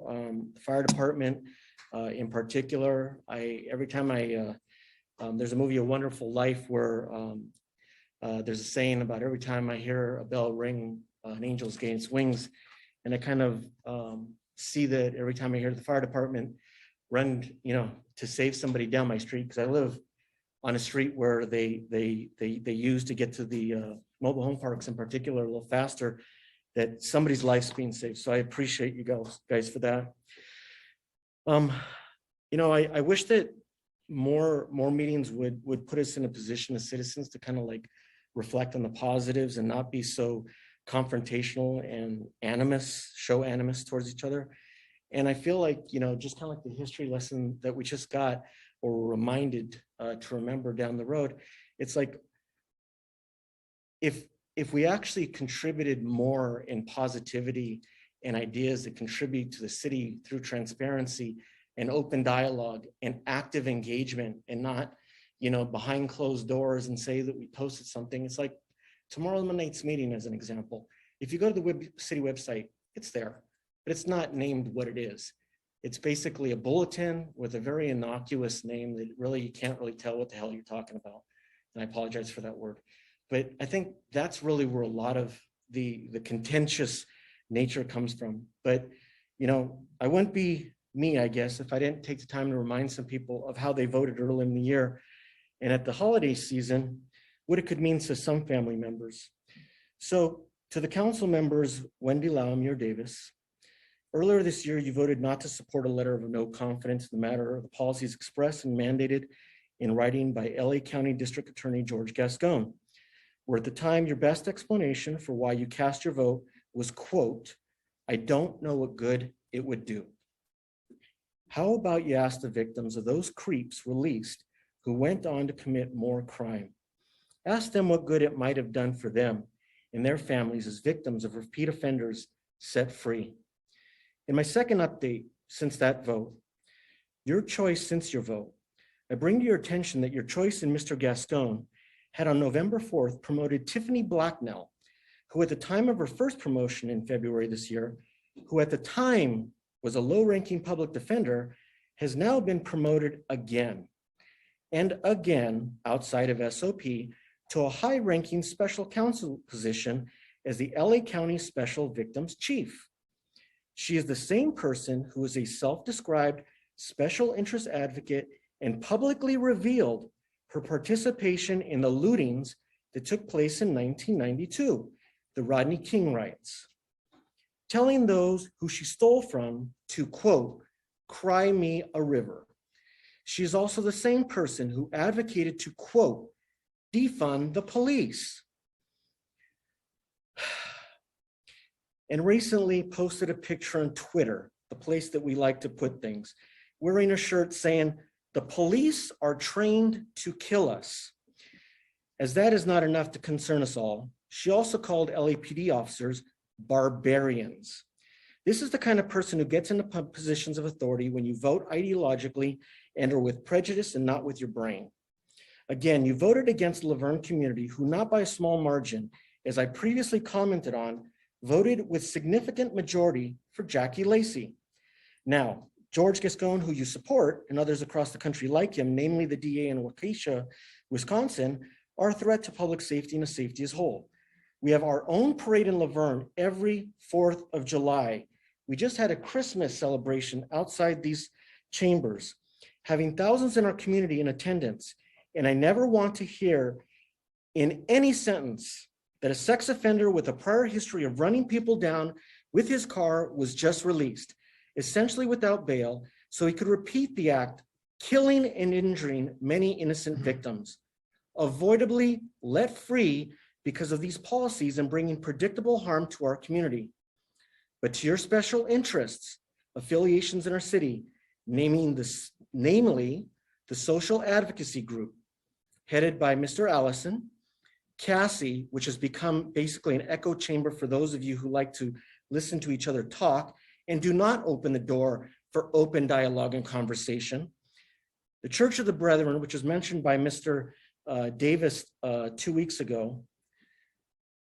Others like them, you're bringing flawed ideological approaches to decision-making unless you bring the same threat of harm to our city because of your personal affiliations with these special interest advocates who call our city racist aloud, those looking to turn civilized communities on their sides, and would have us throw the baby out with the bathwater without statistical or effective working precedent for an example of what works best for everyone. Now add the release of dozens of persons in San Francisco, Los Angeles, who have robbed and burglarized businesses, now having people followed home by those creeps to bring harm to them and their families. Yet you sit on this dais in support of these policies and put the criminal above the victims. Shame on you again. I'm sorry that I bring this to your attention once again, but I really feel that you made a huge mistake, and I'm not going to let you off the hook as long as I'm around. And I feel that you really need to think long-term when you make your decisions and who you support and what policies they support, because the victims are real people. They're not just ideas. They're not just figureheads that, you know, you look up and you go, oh, that'll never happen to them, because it could happen to you.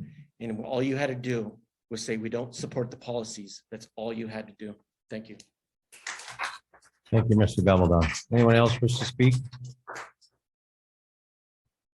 Any hands raised?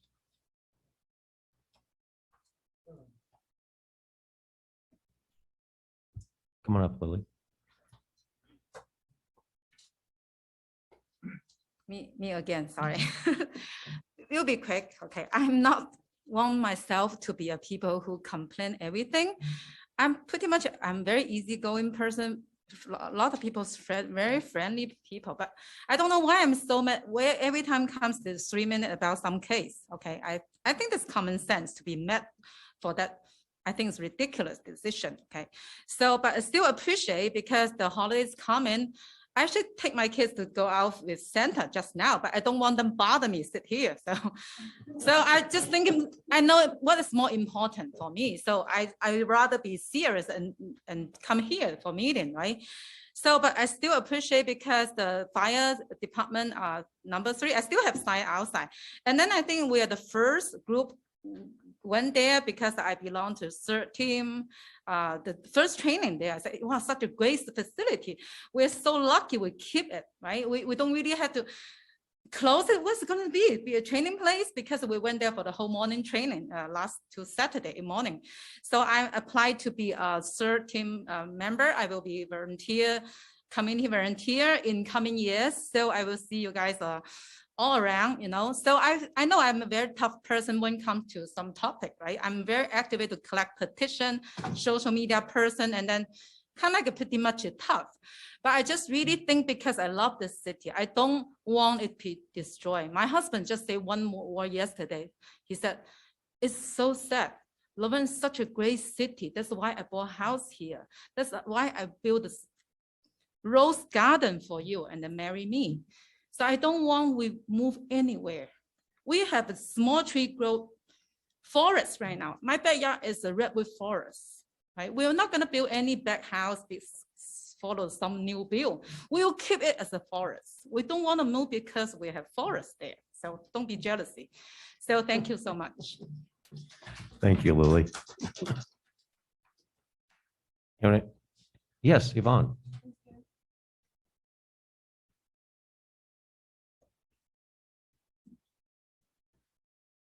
Hello, thank you. Good evening. My name is Yvonne Gallegos. I am a resident of College Green. And today, officially, I've been a resident of the city of Laverne for 1 year, 2 weeks, and 6 days. Thank you. It is true that I came from a smaller city that had 7 districts. It worked there. Some say I can't compare that city to this city, and I've never tried to. But one thing I know after being here more than a year is that if that city can do it, go through districting, then this city certainly can too. Who doesn't agree with that? Okay. All right. So if they can go through it, we can certainly get through it. You talked about, Mr. Mayor, Laverne having a special touch, right? You mentioned while we were talking about the retirement gifts, fire, police, you know, the residents here of Laverne, businesses, Old Town, strolls, Christmas tree lightings, car shows, all those great things that make Laverne special. I personally don't think that any of that is going to change because we go to districting. We're still going to be able to maintain Laverne and all of its special touches. I know that not everybody agrees on district voting, or whether it's, you know, 4 districts and a mayor, or 5 districts and a rotating mayor. But I truly believe in the city and in our council and in our residents. that will make this work. So thank you and have a good evening. Thank you. Anybody else? We're going to go ahead and close public comment, come up to council comments and reports. Councilmember Carter. Yes. Well, I want to start with what a wonderful event the downtown merchants put on this past weekend. If you did come, it was crowded down there. The tree lighting ceremony, the stroll through downtown was just wonderful. And I want to applaud them for how they put that together. It was everybody that I spoke to down there was so happy to be out with COVID last year and not being able to do much. They were very happy to be out. But I have some exciting news is with Christmas coming, our city's Christmas morning committee is very active in getting this going. We've been very busy and we've had department heads, we've had some residents from the community, police, fire, mayor and I sit on that, our city manager, Yvonne Duran is just amazing. She's our community services committee department, and she is just amazing. And it's coming together. The mask that I have on, and Mayor's going to talk about volunteers, but you all can have one too if you volunteer. The Santa will be coming up and down the streets as usual. This is our 96th year. So we want to continue the tradition. And Mayor, can I turn this over to you at this time? Sure. So Santa's going to need some helpers. We've got people who have volunteered so far, but we're looking for about another 50 to 60 volunteers to help Santa pass out the bags of goodies to each of our residents. So you can go to the city's website, probably find some kind of innocuous title for the opportunity to sign up. And you too then can get a year numbered mask for your collection, because we'll be doing this each and every year and having the year commemorating the year that you served to help Santa in Laverne. Good optimism. Thank you, Mayor Pro Tem Davis. Mr. Crosby. And I'm on the wedge part and going up and down those homes. And I need to lose weight, so I need to run a lot on those things. I did it 2 years ago, and it's put your running shoes on. Though I do have a question about for your guys' committee too, is how are we filling the treats? Because I know prior to COVID, we all sat in the room and got it done really quick, and we did an excellent job. But I don't see us being all I that think close. Mayor Pro Tem Davis has an answer for that. So we would like to do that again, but not this year. I mean, that's actually one of my favorite times when everybody gathers. If you've been there, the energy, the enthusiasm, just the camaraderie is a lot of fun, because you have these 7 or 8 tables. Sometimes we put a 9th up or a 10th up, and you have kids running peanuts around and people zipping them together with their tapes. But this year we're hiring out to the same company that made a limited number last year. We're having them make a full contingent of bags so that the bags will be pre-made professionally to food standards, and then we'll be there to hand them out. Thank you. And yes, they're going to, so the running shoes piece, I don't want that to scare people away. We're going to offer, you can either go the whole day or half day, and we have a morning shift and an afternoon shift. So if you can run for a little while or walk for a while, don't feel like you've got to be out there the whole day. And have Sammy come run the wedge with me. I want to thank Mr. Yoder and the Bonita Chamber Singers tonight. They were amazing. They have a choral performance tomorrow. I know there's a big meeting tomorrow, but and also it's on Wednesday. So if you want to go see them, all the Bonita, not just the chamber singers, but the rest of the groups as well. It's at the Bonita Performing Arts Center. We have Winter Wonderland coming up, and the same day, thanks for the announcement today for the Laverne Historical Society as well. I want to thank part of one of my committees, Mr. Hepburn, Mr. Russi, Chief Paz, and Lieutenant Gonzalez, because we met with Supervisor Barger and about presenting the information about the camps to our residents. And so that is the case. is one of the reasons it's coming to our residents. So go see that tomorrow at Oak Mesa. I have two more. I want to thank Majestic Cycling for donating 40 bikes for our Youth and Family Action Committee. They'll be going out to, I believe it's about 8 to 10-year-olds. And Majestic is working with Laverne Police Department and finding those needy or wanting residents so we can get them a very good holiday spirit this year. And last but not least, I want to thank our Laverne Police Dog Foundation. They're helping and raising money for the canine unit for our police department. Denise Fisher and her crew, they're always out at the car shows. They have a website. So if you want to help donate and help participate in there, go to their website, Laverne Police Dog Foundation, and so that they keep supporting our canine unit. Thank you. Councilmember Lau. Thank you. For those that were able to go to the holiday stroll and tree lighting this past Saturday, it was lovely. It was very nice, as Councilwoman Carter indicated. I wanted to say thank you to the staff who put that on. It was a tremendous effort made on their part. I'd also like to thank the volunteers. For those of you that may have seen Santa and Mrs. Claus, that was John and Leanne Paddock. I think they did a fantastic job and the kids love them. Kids aren't listening. That's what I'm gonna go with. I was like, so, but I wanted to thank them because they took time to be out there. So I want to say thank you there. I want to reiterate the comments that were made previously by Mayor Hepburn and by Council Member Crosby about attending tomorrow's LA County community listening session. I've had a number of residents that have called and to talk to me about it and ask questions, including some that have actually worked in these types of camps that have raised concerns because there hasn't been a lot of information put out there. So if you have concerns, if you want to know more, this is the place to go to ask. And I would say, be yourselves and ask your pointed questions, because we don't have a lot of details on this and we don't know what's coming in if we don't ask those questions. So 6 o'clock tomorrow at Oak Mesa in the multi-purpose room. If I may. Yes. And sorry to interrupt. On that note, there will also be, we're trying to work out the date for a virtual listening session in addition to the one that's tomorrow night. So we'll get more information when that has been confirmed. Will they be videotaping it so that it can be played? Not this one, but probably the virtual one, there will be that opportunity. They don't have the technology at Oak Mesa to make that happen. JR not going there. So I did talk to the Madam President of the chamber, Morgan Sternquist. Thank you for giving me the last name.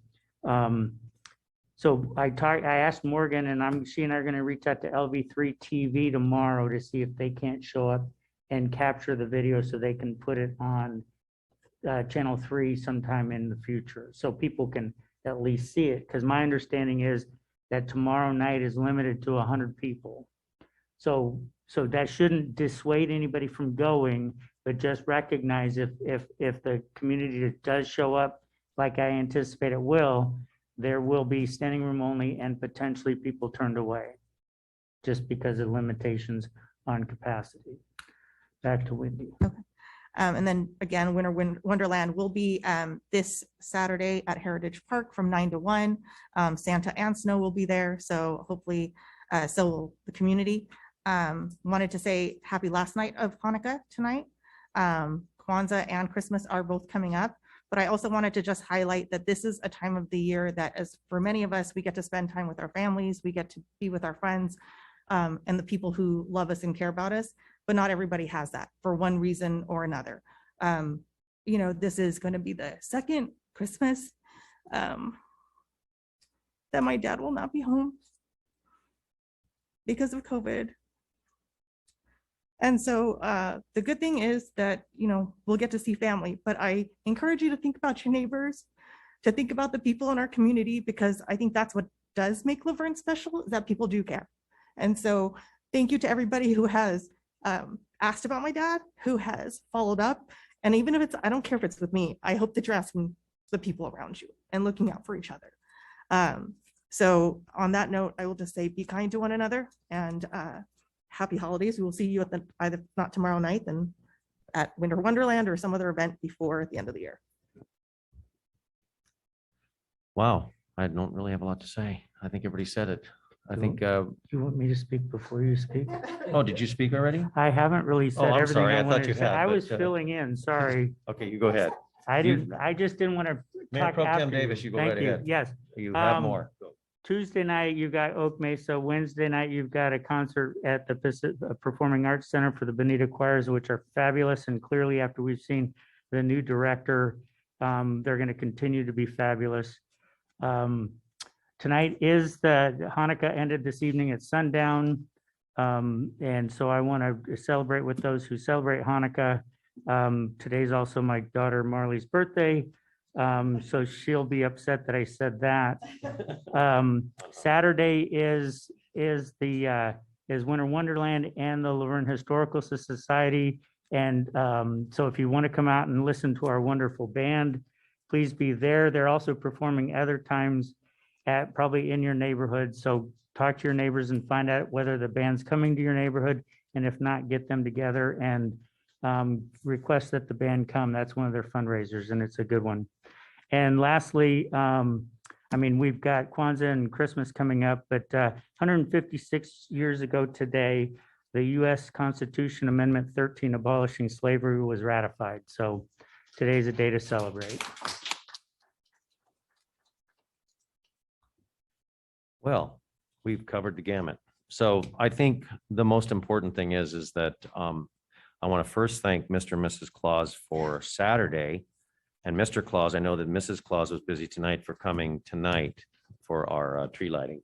But I think just to basically trailer on everybody else's, I think this is a time of year that we need to get with our friends and family. Be safe. COVID's still there. You know, party outside if you can. Wear your mask inside if you're questionable. But stay healthy. We don't want to be in the hospital. We want to be home with our family and friends. And those less fortunate that don't have that, you know, give them some light, give them some love. That's what our community is all about. And I think it's very important that we share that with everyone. And again, thank you for staff. This has been it's been a tough year. We do have a meeting on the 16th, but it's been a heck of a year. I think we've, like I said, the 20th. It's been a long meeting. Sorry, guys. The 20th, not the 16th, because that would be too soon. Yeah, yeah, that's true. But no, our next meeting will be 20. Yes, Mr. Russi, you wanted to? Oh, okay. Other than that, thank you all. I appreciate your participation. I appreciate your comments.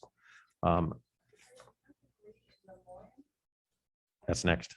Yes. Oh, no, I'm not. I've got my big letters for those. Yeah. Oh, no. I just want to thank everybody. It's been a heck of a year. We've got one more meeting this year, and thank you for staff and thank you for Mr. Russi. We have a reason for a closed session. Is that correct, Mr. Russi? Yes, we do, Mr. Mayor.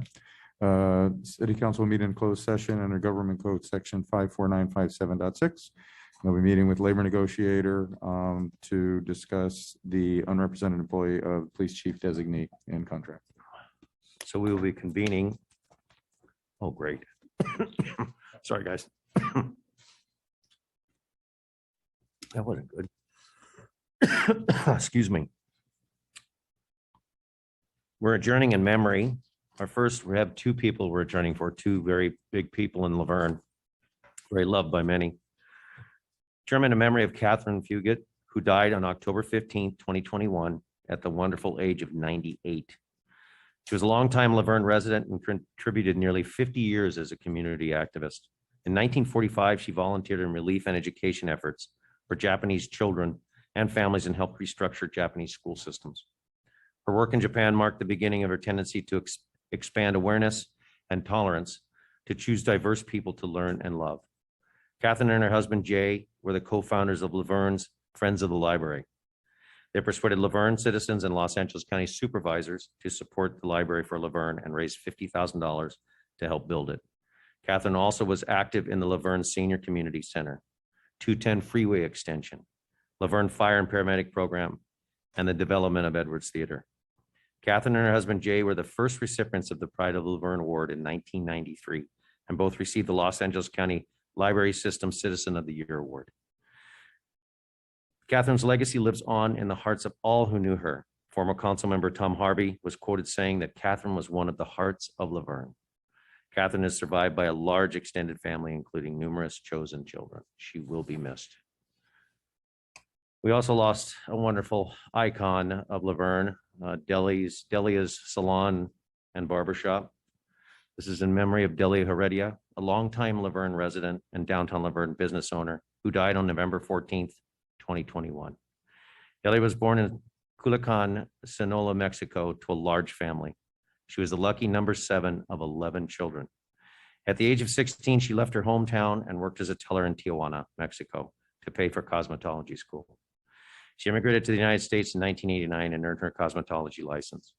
She worked in different salons in Ontario and Pomona until she opened her own business in Laverne. Delia's Barbershop in 1999. She felt very fortunate to have found a nice store in a nice town. On top of running a business and being a single parent, Delia participated in our community church's activities, participated in local events like the Laverne Wine Walk, and she was secretary and treasurer of the Old Town Laverne Business Improvement District Advisory Board. Delia also traveled to people's homes that were not able to leave their home due to the disabilities to give them a haircut. Everyone she met, Delia valued family, hard work, education, and perseverance. Everyone she met stated that her smile truly brightened everyone around her, and she always had kind words. She is survived by 3 daughters and her granddaughter. There was a service last Friday for Delia. It was wonderful. It was over at Holy Name of Mary. And I would just want to give a shout out to our chief, Nick Paz, was her boyfriend, and she stood by her side, I think over a month when she was battling cancer. And I will say that he did a good 20 minutes of just a service to remember her. And I will say that he did an absolutely fantastic job. The church was full and it was a wonderful, wonderful dedication. She will be missed. I don't know how many people in Laverne, but I know she touched many of our lives, including my own and my family. So she will be missed. God bless them all. Our next adjournment, our next city will adjourn to Monday, December 20th, 2021 at 6:00 p.m. We'll be having a police badge pinning ceremony. Following the police badge pinning ceremony, the council will recess to regular city council meeting at 6:30 p.m. But now we're recessing into closed session and we will not be reporting out. Oh, I'm sorry, I can't see. We will, the next regular meeting of the Laverne City Council is scheduled for Monday, January 3rd, 2022 is canceled. And we will be scheduled for the January 6th or January 18th, 2022 after our next meeting. Everybody, we'll see you at the next meeting. Thank you. We adjourn at almost 9 o'clock.